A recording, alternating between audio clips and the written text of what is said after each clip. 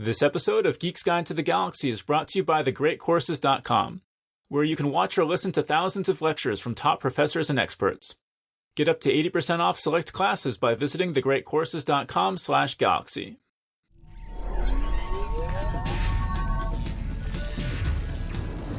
Wired.com presents The Geek's Guide to the Galaxy. And here is your host, David Barr Kirtley. Hello, and welcome to episode 177 of Geek's Guide to the Galaxy. Today on the show, we'll be discussing the new anthology, The Best American Science Fiction and Fantasy, edited by our producer, John Joseph Adams. And for the first time in the history of Geek's Guide to the Galaxy, John and I are recording in the same room. So John, welcome to the show. Good to be here. And so John and I don't get to see each other much these days, since I live in New York and he lives in California. But this week John's in town because he's serving as a judge for the National Book Awards in the Young Adult category. And he'll be attending their Gala Award ceremony on Wednesday, so that's very exciting. And while he's here, John's done a few bookstore appearances. So on the 9th, he and I appeared at Forbidden Planet to discuss the Best American Science Fiction and Fantasy with Joe Hill, Seanan McGuire, Carmen Machado, and Jess. And we'll have the audio from that in just a bit. But first I wanted to ask John a few questions about the book. So John, first of all, just give us a bit of background on the Best American series. Well, the Best American series started about 100 years ago or so with Best American Short Stories, and it's been publishing, annually ever since. At some point they expanded to have additional volumes. So in addition to Best American Short Stories, there's Best American Mysteries, Best American Essays, there's even Best American Infographics. There's also ones on sports writing and travel writing and things like that. But until now, they haven't ever had a science fiction or fantasy volume, which of course we all feel is long overdue. Science fiction and fantasy has had this long history of short stories, and short stories have been so vitally important to the field that it seems like they would have noticed that science fiction and fantasy was so focused on short stories before now. But I'm just glad that I get the opportunity to be the first one to bring this to the Best American series. Right. And the Best American series was the series that I used in college, and I've always had the sense that this was absolutely the most prestigious venue for short stories in America. Do you agree with that? Yeah, that's generally how it's thought to be. I actually also had a creative writing class, and we had the latest volume of Best American Short Stories was one of our textbooks. Actually, I have a funny story with it. So the professor assigned the book and we read the various stories and he asked for our opinions. And so, I had read the story by, E. Annie Proulx, called I think it's called The Red-Eyed Steer or something like that. And, so at the time in college, I read it and I didn't like it. And, the professor actually, said that I was exposing myself to be a bit of a rube. Because I didn't like the story. And so I actually went back and reread it, years later. And I could read it and see the prose is very wonderful. And I really enjoyed large parts of it. And it's almost a genre story actually. But it's almost and I still didn't like it, but I don't think that I could have articulated why back then. And it was more of an instinctual thing or something. Sort of as a genre reader, I was reading it as a genre reader. And it's it fails completely as a genre story. But, so I think that's probably why I didn't like it. And if that makes me a bit of a rube, well, oh well. Well, so have you ever thought about calling that professor and saying, I'm editing a Best American series now, so who's the rube now? That would be great, except that I actually don't even remember his name, which is kind of the best, the best situation, I think. The best revenge. Yeah. All right, well, so tell us a little bit about how this Best American Science Fiction and Fantasy came about. Well, actually, so my former agent, was Joe Monti, and he's only my former agent because he left to become a book editor. But he had, talked to me about, my career and stuff at some point, and, he just brought up the idea of doing, a year's best anthology. And, I had said, well, I didn't really want to do one, unless we could do, one that would be, really big time, cause I know there are a ton of work, and I know that some of them haven't actually sold that well, so I didn't want to do one that was, not going to be worth all the effort. And so he said, well, why don't we pitch it to the Best American series? And I'm like, well, sure. That's great. I don't think they're going to do it, and so I wrote a proposal, and I thought it was like the best proposal I'd ever written. Like I read it and like tried to divorce myself from the fact that I wrote it, and I was like reading, I was like, oh, like actually kind of like gave myself chills. It was like, oh, that's exactly right. And I showed it to my wife, and she had like the same reaction. I think she actually teared up a little bit when she was reading it, and so I was like, hey, I think I did it, you know. And if anything's going to convince them, it's this. And so Joe sent it to Houghton Mifflin, and they passed on it. And then so and I don't know that they gave any particular reason. It wasn't the right time to expand the series, whatever. And then so the next year he tried it again, and they also said no. I think he may have tried 3 times. I can't remember, but they, you know, every time Joe sent it, they said no. And then Joe retired from agenting, became an editor, and so I got a new agent. I got Seth Fishman. So the first thing Seth did was sell Best American to Houghton Mifflin for me. And it's funny, so it all kind of came about because we were talking about my career, and he asked me, was there any anthology proposal that was like the one that got away, you know, like the thing that I really wanted to sell and I couldn't. And so I told him about this, and so he took a look at it, and and I don't even think I tweaked it or at all. He just like sent it back, and I don't know what he did on his end to convince them, but, you know, first thing he did for me was sell that. And so, you know, that was pretty awesome. And so I'm imagining that you liked this proposal so much because it captured how much you love science fiction and fantasy, how important you think it is. Is that kind of what it was? Yeah, basically. I mean, and it was very passionate, and it was, you know, I have this thing that I kept saying since then is that, and it's in the proposal, but it's like, you know, I feel like I and other science fiction fans sort of believe that like the best science fiction or fantasy is on par or better than anything written in any other genre, and my goal with the Best American Science Fiction and Fantasy was to prove that. So yeah, I mean that's what I think made me feel like I had achieved exactly what I was trying to do with the proposal, and I hope that readers who read the book will feel like I've achieved that with the actual book as well. Yeah. Well, so tell us about the process. How did you end up with the stories in this book? So basically I'm the series editor and Joe Hill is the guest editor. And so how it works is, basically we work in a vacuum separately from each other. Like the guest editor, in this case is Joe Hill. He doesn't have to do anything all year because he's waiting for me to narrow the field. And then that's when his work begins. So, my job as series editor is to try to read everything I can find, that qualifies for Best American Science Fiction and Fantasy, which, in this case is, or in the case of the Best American series, it's like, it has to be less than novella length, so like under 17,500 words. So, you know, anything shorter than that. It has to be science fiction or fantasy. It has to be by an American writer or a Canadian writer or a writer who is like a citizen of Canada or America. So like if they're American but they live in Europe, that's fine. But, or like, and then in the case of like somebody like Neil Gaiman, who was British by birth, but he lives here, that's fine. And so, you know, I have to try to read all of these things that meet these various criteria, and then I have to decide what are the best 80 stories. In this case, since it's science fiction and fantasy in the title, I wanted the best stories to be equally represented by both genres so that people who like one genre over the other, they're going to get the same sort of representation of both genres. And so, so I had to pick the best 80 stories, and I picked the best 40 fantasy stories and the best 40 science fiction stories. Once I came up with that list, I gave them to Joe Hill, and then we stripped all of the identifying information off of the stories. So all he had is the title and the story text. He doesn't know who the authors were or where the stories appeared. And then he would read all the stories, and then he would come up with his top 10 or his top 20, including a top 10 of both science fiction and fantasy. So again, I had him, you know, I had a rule that it had to be 50-50 between the both genres. So when you say that your job was to read everything, what does that actually mean? How many stories did you actually read? It was like a couple thousand stories. You know, I say in the introduction, like I was diligently logging every single story that I read for a while, but then it just got to be too arduous, to keep doing that. And so when I stopped counting, I had logged about like 2,600 stories, and that was about halfway through the year. So you know, it could be as many as twice that. Like, I don't know how far along I was in terms of like the overall quantity when I stopped counting, but, you know, several thousand stories.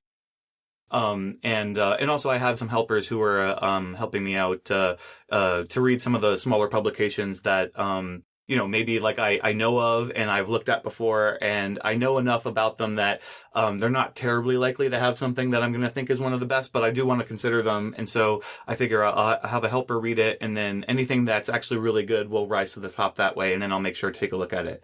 And I also, I sort of take a look at social media and keep tabs on that to see like what sort of stories are being talked about a lot. Like, cause things like that tend to not necessarily go viral per se, but, enough people talk about them, you feel that there's sort of a critical mass happening that, like, oh, this is something I should definitely look at. And so I always try to look at things like that whenever I notice them.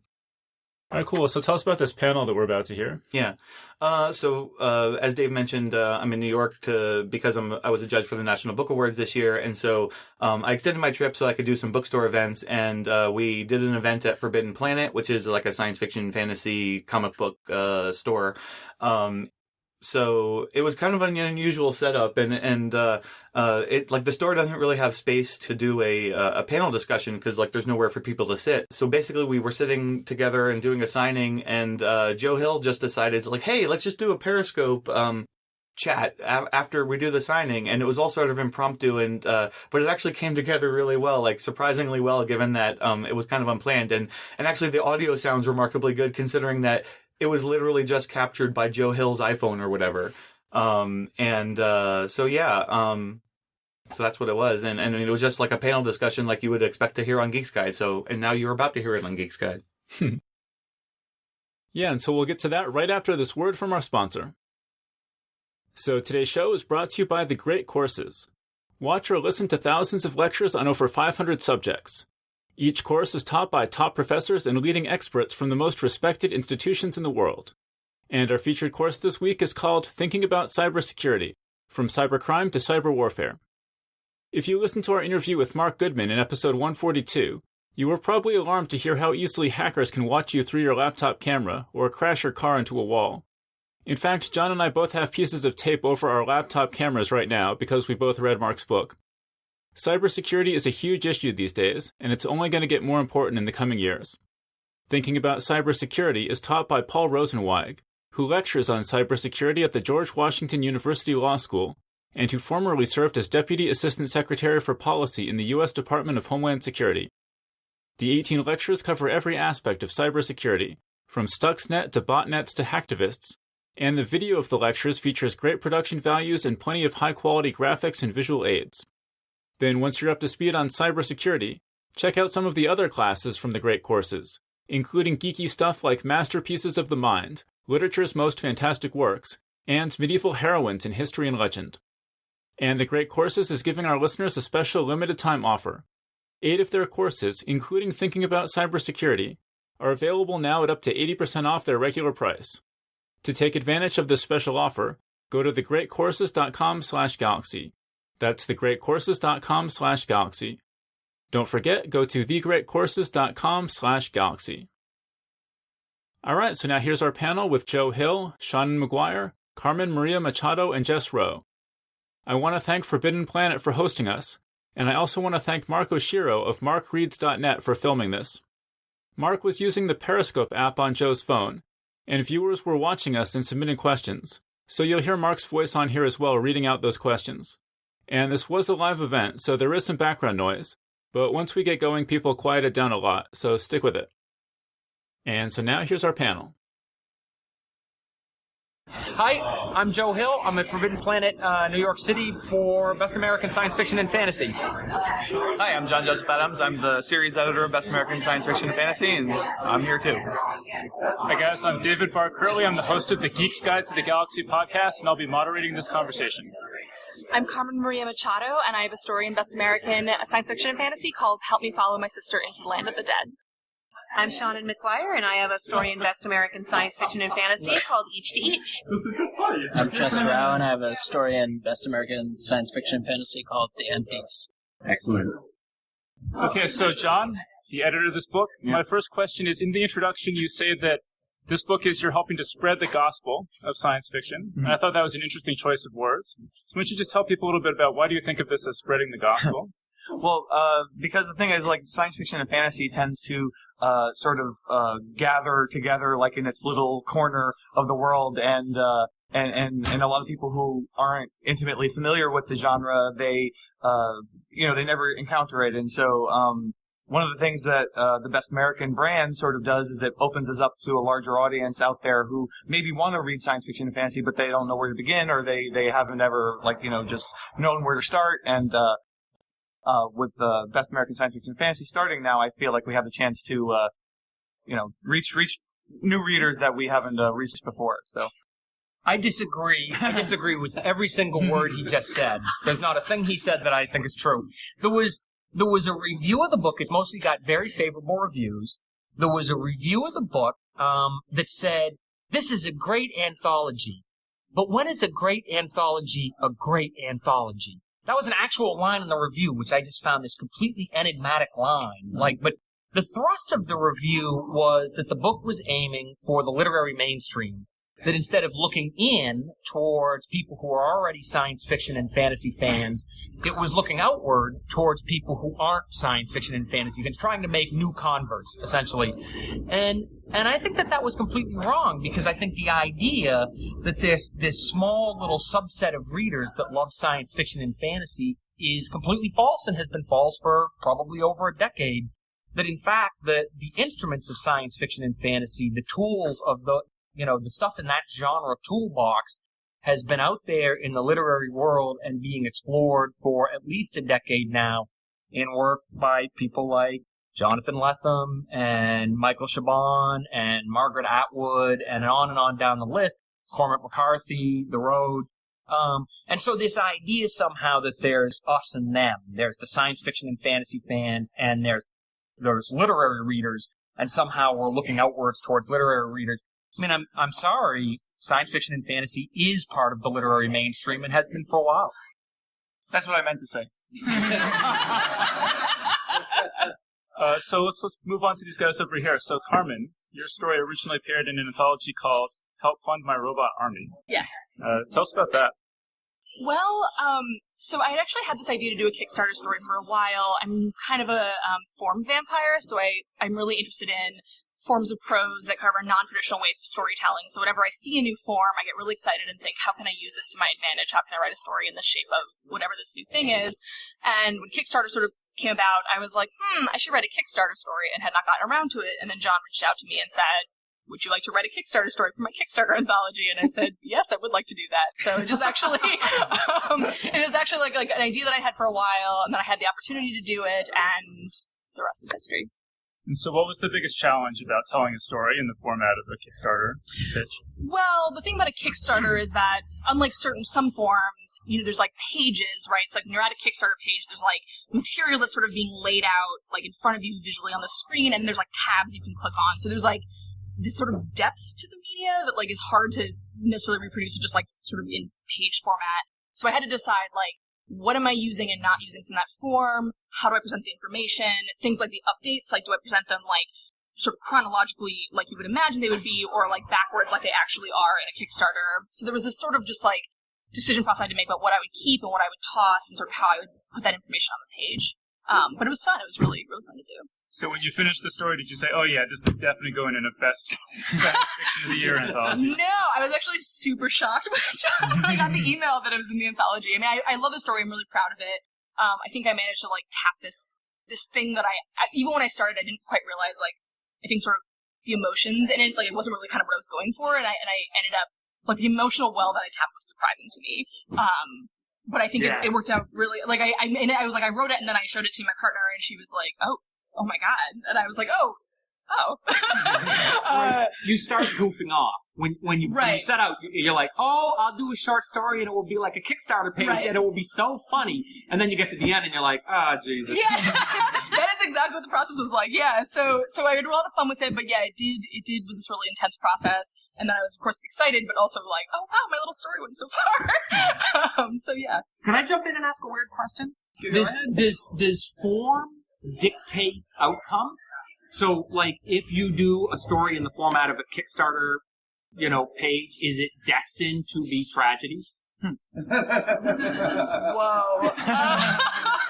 I mean, no, because because many Kickstarters do end in tragedy. Okay. Well, so in my story, the idea is that the Kickstarter has started and is only, but like it hasn't ended yet. So like whether or not like the date in it, she hasn't reached. She's just like, well, I got to put it on my credit card and hope this Kickstarter works out, and then she goes ahead on her journey. So in this case, like that end of it is open, though her story. Right. I don't want to give too much away, but read the story. but yeah. So like, but of course, I do depend on like if it's successful. I mean, the original story that started that anthology, Kathy's story, Right, it was like failed Kickstarters, and that actually kind of like, sort of dictated it. But it was a funny story, but it was sort of tragedy, because his Kickstarter didn't get fulfilled. So I think it really depends on. I mean, I feel like you could have turned that format any direction. I just sort of picked the one that worked best for me. So. All right, cool. And so Seanan, tell us about your story, because I think you asked a friend for an idea. And they said women do better on submarines. I actually asked the editor for an idea because I come from the fanfic minds. I am a child of the fanfiction minds. And when you're working there, a huge amount of what you're doing is prompted. Other people say, well, what I really want to see is this. And so you write kind of to spec even before you're writing to spec. This means I'm very fast and very efficient if you tell me what I'm doing, but I will just stand in the middle of a field shouting about crows for like a week if you don't tell me where to start.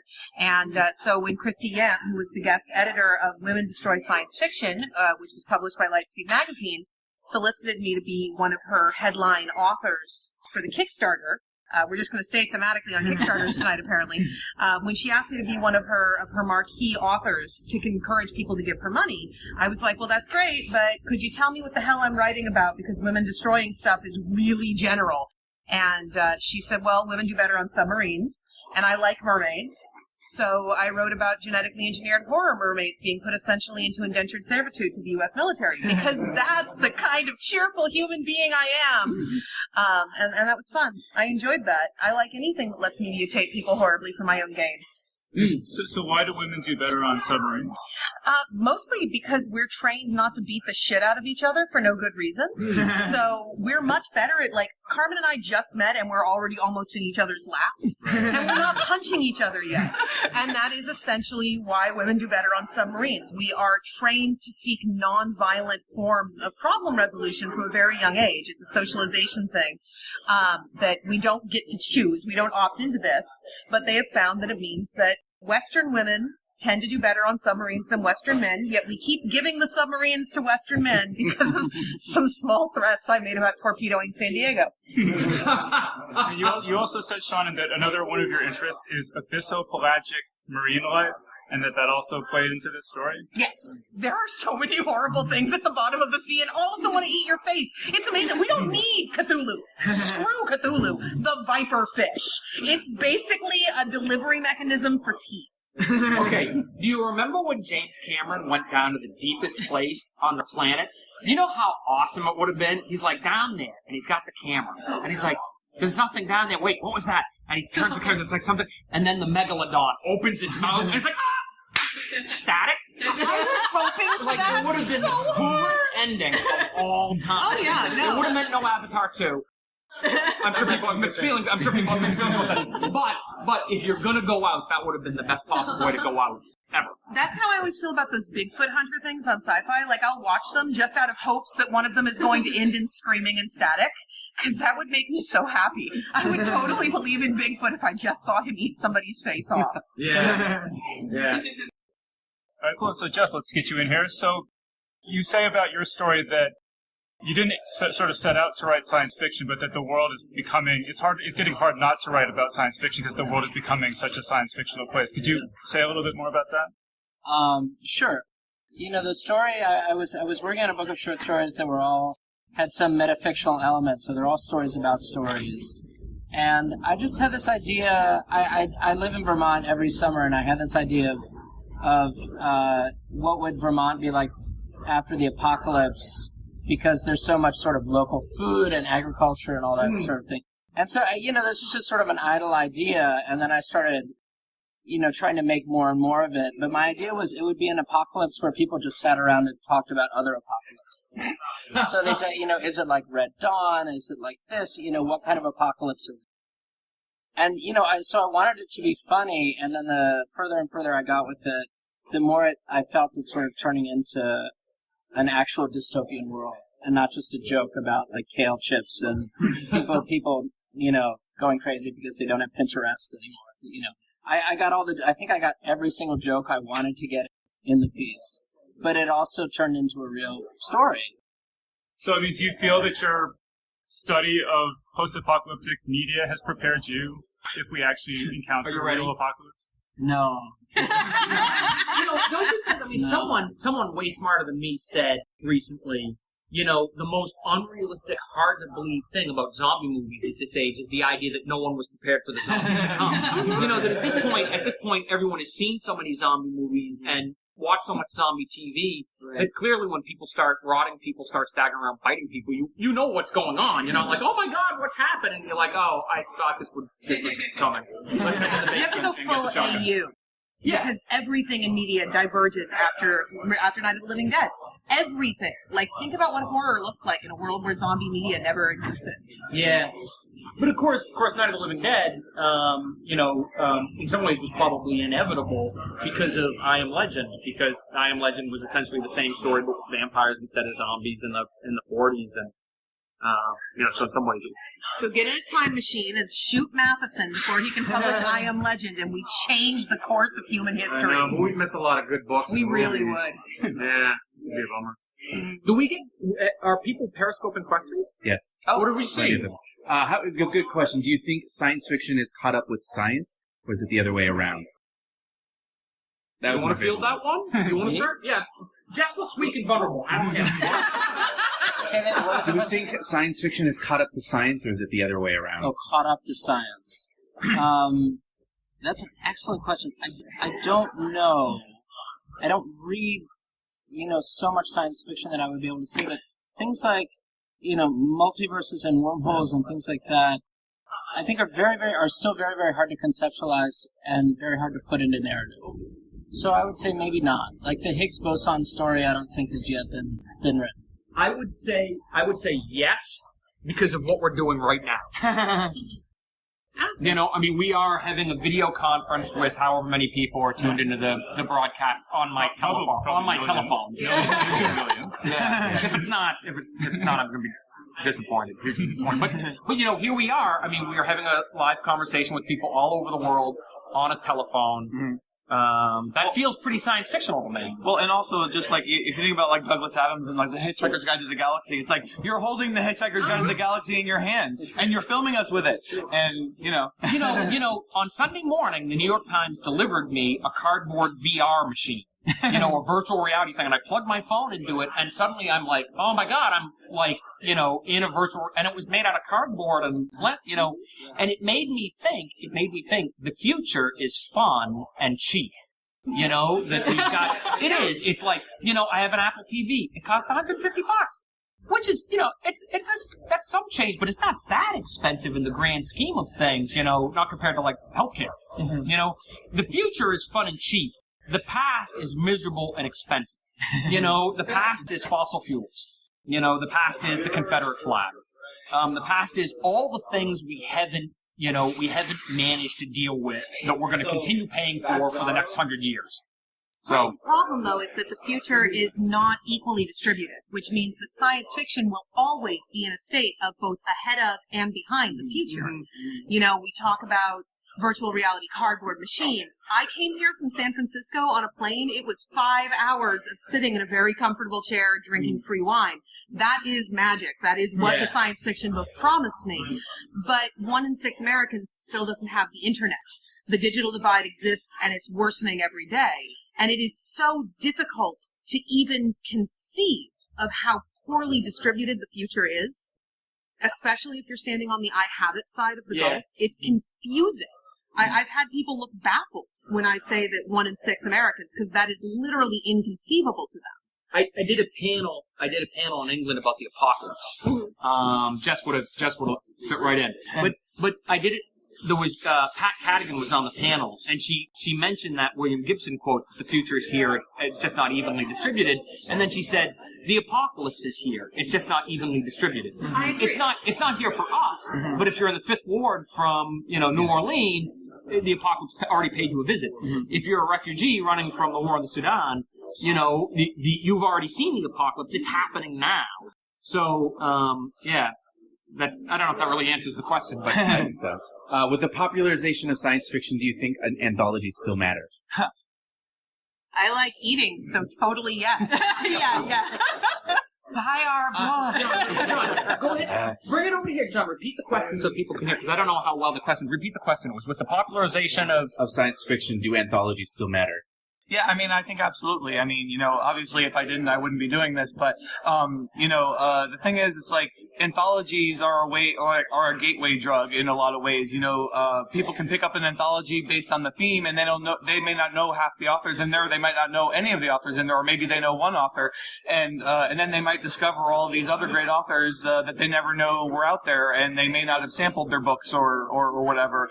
And also, I think there's just you need a place that you can tell shorter stories. I mean, there's magazines, but you also need them in book form as well. And people need to be able, because like a lot of the magazines these days are digital, and so but for all those kids who are just going to the library or something, you need to be able to go pick up a book off the shelf and read a bunch of wonderful stories. So, and I mean, I think a lot of people here sort of got their start writing short stories. I mean, your first couple of short stories. I think Seanan, or you published books first, but she's the outlier. So, but they are really old-fashioned discovery engines. Mm-hmm. It's like this is how we discovered stories before we had Google. Yeah. And Goodreads was you bought an anthology that had 3 writers you loved in it, and then you discovered 17 more writers who could bring some of that, or maybe did something completely different, and you said, this is exciting too. Yeah.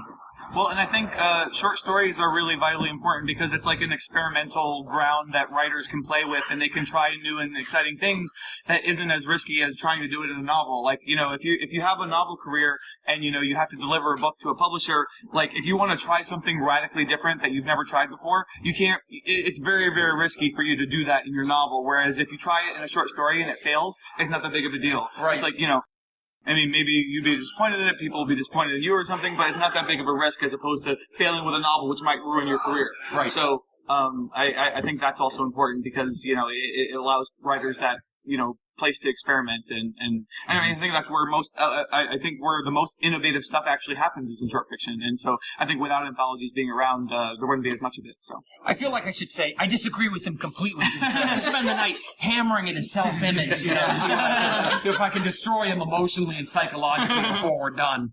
Well, I have a question I want to ask Sure. both you guys. So both of you in your introductions give, as the sort of story you can look forward to in this book, the woman giving birth to a gelatinous cube. Uh-huh.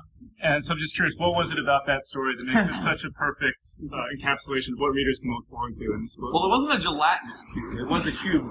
I thought it was gelatinous. Maybe I was imagining it kind of like a cube of big jello cube. Yeah, I guess I thought it was solid, but maybe it was gelatinous. I don't know. I'd have to reread it. But, well, it's like, I disagree with you. Yeah. Well, I mean, I think the thing is, a lot of people, when you hear the word fantasy, they assume, epic fantasy, fantasy, Lord of the Rings and such. Of course. Yeah. And so, that story is a really great way of illustrating, fantasy, that it encompasses so much more, because it's one of those things where it's the rules of physics and such are what you believe is possible. Just, in one line, the author, tears it all away, and it's no, actually, people suddenly start giving birth to geometric shapes instead of babies. And so it's that's such a perfect illustration of where we can go in fantasy that people don't really stop to realize that. I think that's why we both fixated on that. I think short stories, short fiction, novels too, are always thought experiments. Mm-hmm. On some levels, they may be very small, personal, intimate thought experiments, but sometimes they go big.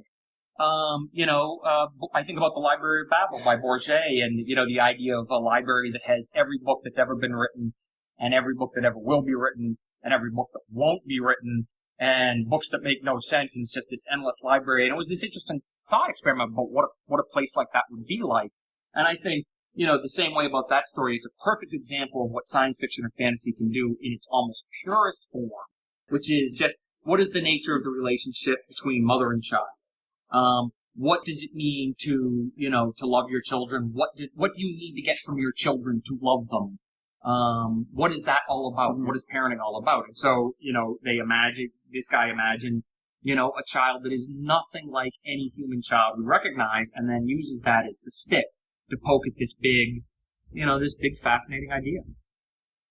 I also had another question I want to ask Jess. You said that this story is the first story you've written that you had readers requesting a sequel to it. Yeah. And I was just wondering if you could talk about why do you think that this story in particular people wanted a sequel, and is people wanting a sequel, is that a goal that people should have as writers or not? No, I don't. Because, when I teach creative writing, that's part of what I do, and I always tell my students they should never submit to the workshop anything that's not finished in their eyes. because before, if they submit something before it's finished, then as readers we're just going to keep saying we're just going to make up our own endings. So I think you always want to aim for something that's dramatically cool. In this story in particular, I think because it ends sort of just as the massive invasion is beginning, I think a lot of people really were very unhappy with this sense of they wanted to know what happened to Vermont. Yeah. I think that's what happens, and I don't even want to contemplate what happens. I also heard something once where a guy said, I forget who said it. Someone said, one great place to stop a story is when whatever the reader can imagine is more interesting. You've reached a point where whatever the reader can imagine would actually be more interesting than whatever the writer would do next. Whatever, and not to totally geek out, but I always thought that one of the great powers of the Star Wars films was not the films themselves, but when you were 12 years old, you had the action figures and the stories you would invent between the stories. Your own personal interstitial, your own fan fiction, which then, you're telling yourself the story. So then, when the second film comes out 3 years later, you have this tremendous emotional investment, even though what you're really invested in isn't the story you saw, but the stories you told yourself. Do we have any questions from the audience that Carmen? Yes. For Carmen? Oh, you're looking at me. I thought you meant behind me. Someone asked if they want to know what your favorite, and it has to be indefensibly bad horror movie is. Yeah. And we could do everyone, but indefensibly bad. Indefensibly bad. Yeah, because bad is subjective, but something this is actually just awful. Can you ask somebody else first? Okay, does anyone have an answer ready? Oh, Seanan must have. The most indefensibly bad horror movie that I will watch again and again, and you're going to have to see it now, Mark, aren't you lucky? Because you said those words, is called Terror Vision. There's a theme song. It goes, ooh, Terror Vision. It's as bad as it sounds. It's about an alien that beams in through this family's satellite dish and proceeds to devour, someone here's seen it, proceeds to devour everyone in the house. It starts with the dog, and then it eats the kids, and then it eats mom and dad. But after it's eaten you, it can make a replica of your head on the end of one of its tentacles. So it's like, hey kids, come in for dinner. I'm not a giant tentacle monster. And then the kids come in because the kids are not very bright. And then they get eaten by the giant tentacle monster. And then everyone gets eaten by the giant tentacle monster. Everyone. It just eats everyone. And it turns out that it was an alien prison transfer.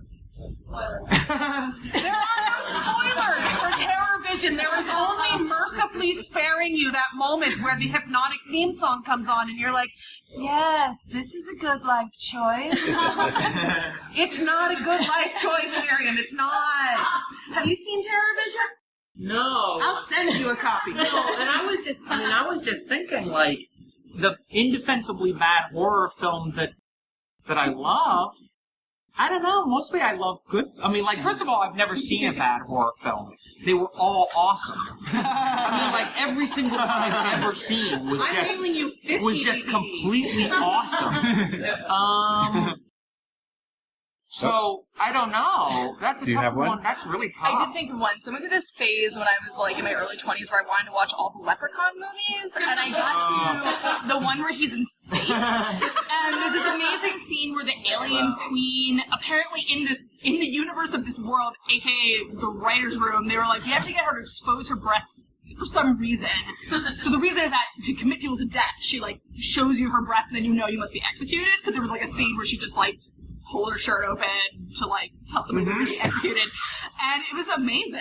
But it's terrible. It's terrible. It's pretty terrible. So they ran out of footage in The Howling 2, and so they fill about 3.5 minutes with this repeated loop of Sybil Shepherd ripping off her top. There's this industrial rock of howling,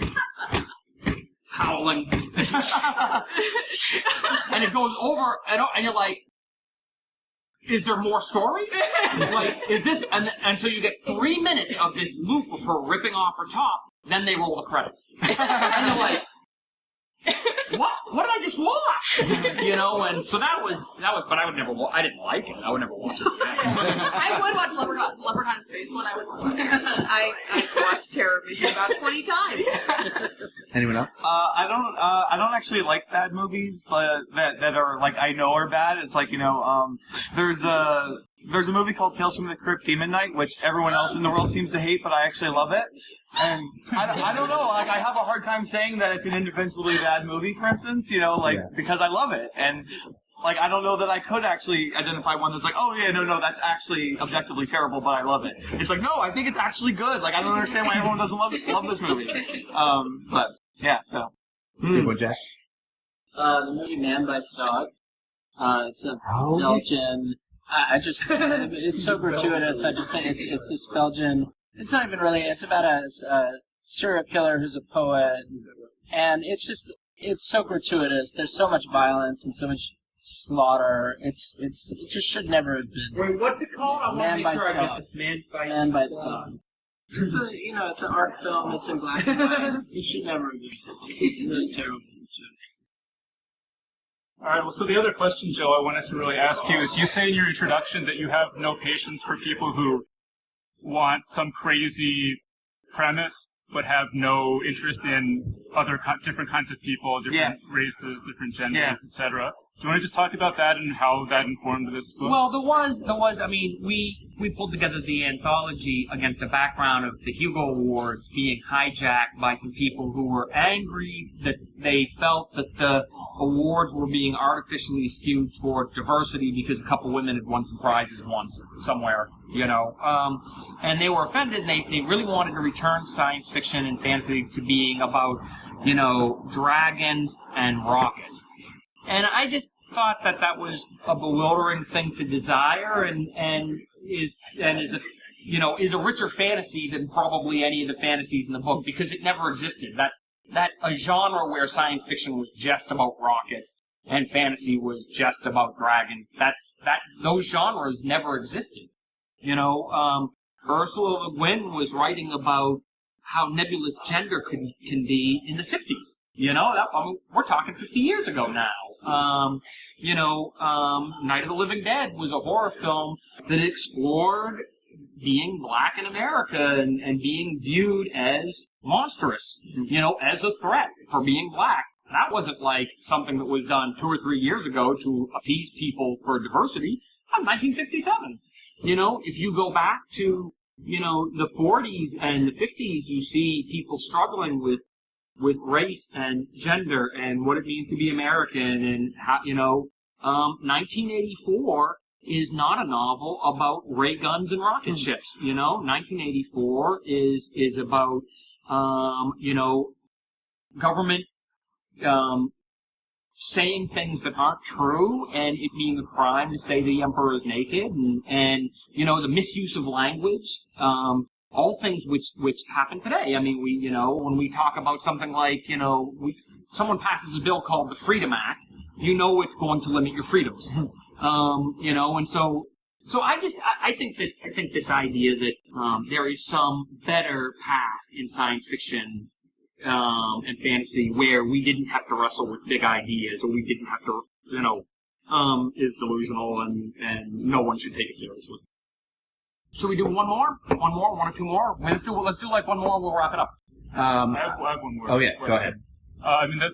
The last thing I wanted to ask you guys is, John, you talked about in the introduction how science fiction and fantasy is a genre that's struggled with respectability. Could you just talk about what is the current state of the respectability of fantasy and science fiction, and what role maybe is this book in? Right. Yeah, I mean, it seems like the time when people would see something in science fiction or fantasy and dismiss it because of that is, largely going by the wayside, and I mean, obviously I hope that the fact that the Best American series now incorporates science fiction and fantasy will help continue to further make that something that nobody even considers. You named all these books earlier. There's like Cormac McCarthy and David Mitchell and Fortress of Solitude. Yeah, all these amazing books that are published as not science fiction or fantasy, but obviously include all of these elements of science fiction or fantasy. If you took the science fiction or fantasy elements out of those books, there would be no stories. Ishiguro's new book. David Mitchell's new book. Yeah, exactly. Horror novel. The list goes on and on. I just read this amazing book called Speak by Louisa Hall. That's about the birth of artificial intelligence. It was marketed as a literary work. It is beautifully written, multiple voices, but it's clearly right. This is something that's clearly right anchored in the middle of the literary mainstream, but it's science fiction, right? And, I mean, it's like, I think, like someone like me who's grown up reading science fiction and fantasy, and I've devoted my life to it, it's like, I've always felt that, like, the best science fiction or fantasy is on par with anything in any other genre. And I think the world is sort of becoming used to that idea that it doesn't have to be something that's like published in the New Yorker just to be like, oh, that's literary. It's like, no, science fiction is just as literary, can be just as literary as any other genre, and it's just as good. And I mean, I think it's better, but Well, there's science fiction and fantasy is about world building. It's about like the sort of the mechanics and the restrictions and the expectations that the reader has with a certain kind of world. Whereas literary is a style. Like it's just like science fiction to psychology, language. So like those things aren't in opposition to each other. They're just, they're just being brought together now. Yeah. So.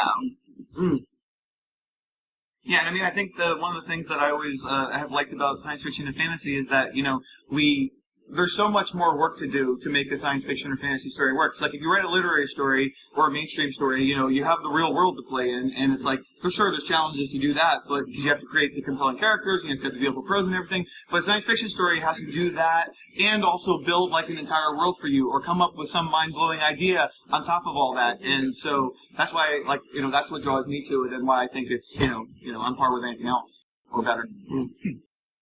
Maybe we should all debate what the World Fantasy Award, the new World Fantasy Award, should be. I say they should be power rings. I don't know why they didn't do it already. It'll be like the winner for best novel is Jess Rowe, and you'll be like, oh my god, you'll get up and you'll be like, I always wanted one. You'll put it on, you'll disappear in front of everyone.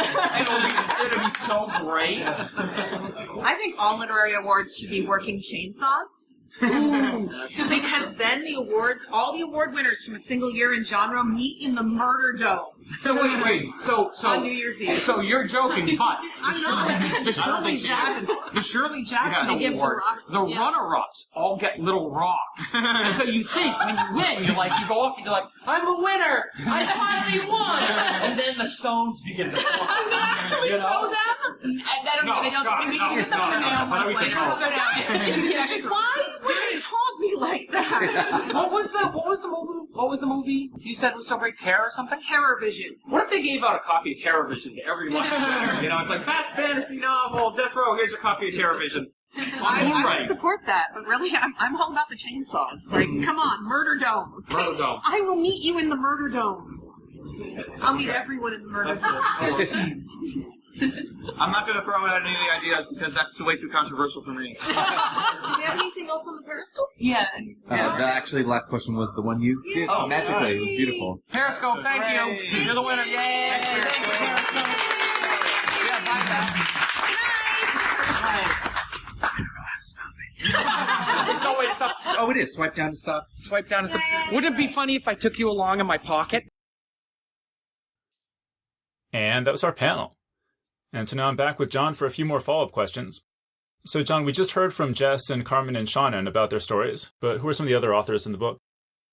Well, there's people like Karen Russell and Theodora Gost, Neil Gaiman, Sam J. Miller, Daniel H. Wilson, Kelly Link, T.C. Boyle, and actually Sophia Samatar has 2 stories in the book, and if anybody wants to see the full table of contents, if you go to johnjosephadams.com/best-American, like you see the full thing. I don't want to just read a bunch of names, but I mean, that's sort of a sampling. It gives you some idea of the sort of range of people that are in it. There's both literary writers and sort of core genre writers. So. Mm-hmm.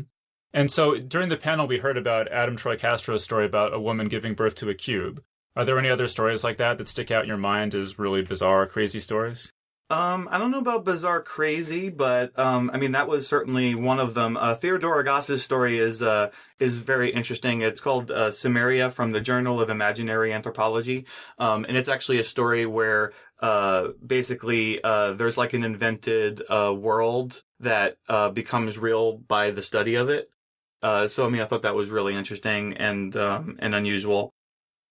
Carmen's story is pretty unusual, being told in the style of a Kickstarter pitch, and sort of a take on the Orpheus myth, and with a sister trying to follow her sister into the land of the dead.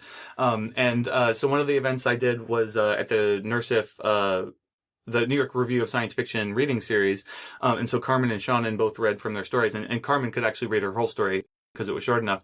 But so Carmen was reading her story, and it's an interesting story because it's kind of funny in moments, but then she has like this dagger that she stabs you with right after with this like sort of nasty dark thing. And so like I didn't actually realize how funny it was until I heard her reading it aloud. And then like as she's going along, it's like, people are laughing and stuff, and there's those dark moments. And then it gets like really emotional, and like she actually breaks down while she's crying, and it was like perfect. She was like apologizing for it, but I'm like, no, that's exactly perfect. And like, so she starts crying, like we all start crying in the audience, and it was like it was really great. And actually, there's a live stream of it that was recorded, so you can actually go watch it if you wanted to see it. All right, cool. And so that's the bizarre stories in here, but are there any just traditional fantasy and science fiction stories with dragons and elves and swords, anything like that? Or robots and... Right. Yeah, I mean, Amherst Rustad's story has, a robot in it, and, it's really a story about gender, so I don't know that's really traditional per se, but Sam Miller's story is like a sort of post-cyberpunk story, so I mean, that's like a fairly traditional science fiction story, although it has gay characters in it, so it's dealing with something that maybe wouldn't have been traditionally dealt with, like in a cyberpunk story.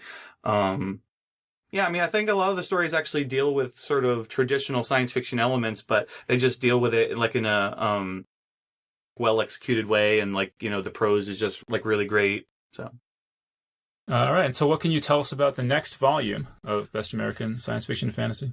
Well, we've selected the next guest editor, but Houghton Mifflin hasn't allowed us to announce who it is yet. But so we have the person. I think that person is great, and is somebody who should work really well to sort of straddle the literary versus science fiction fantasy divide, because they've worked in both sides of the fence there.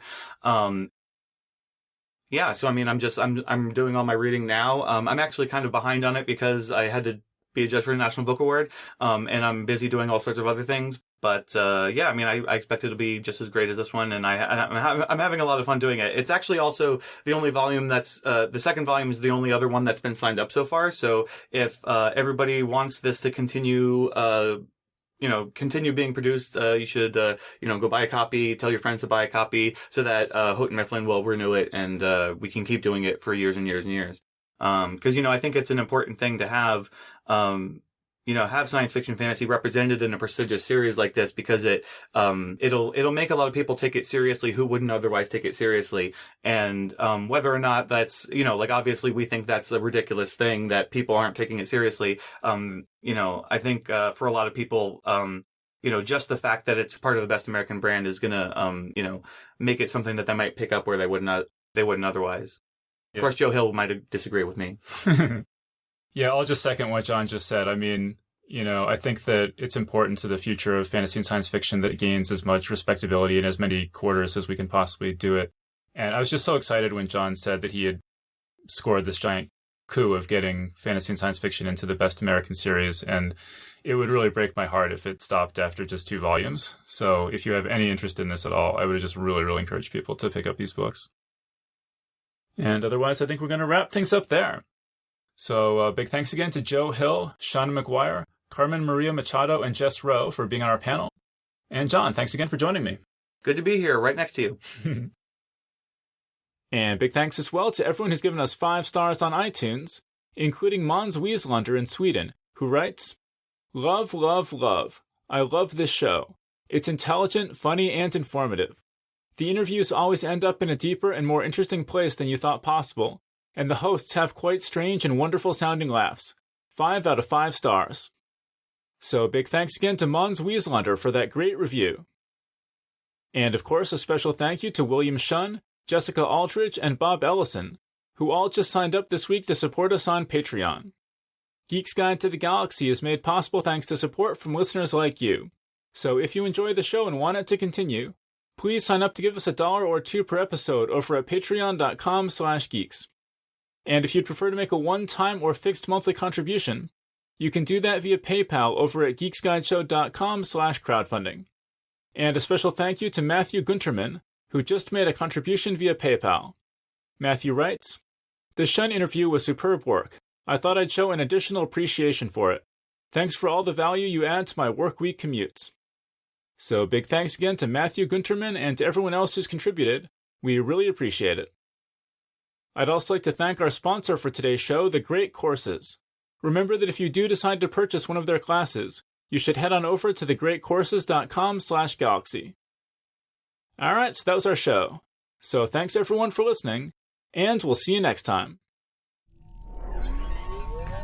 The Geek's Guide to the Galaxy is a production of Wired.com.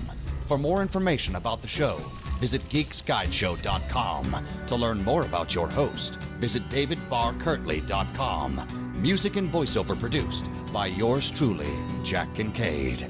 If you enjoyed this program, tell your friends. If you didn't enjoy it, tell no one. Thank you for listening.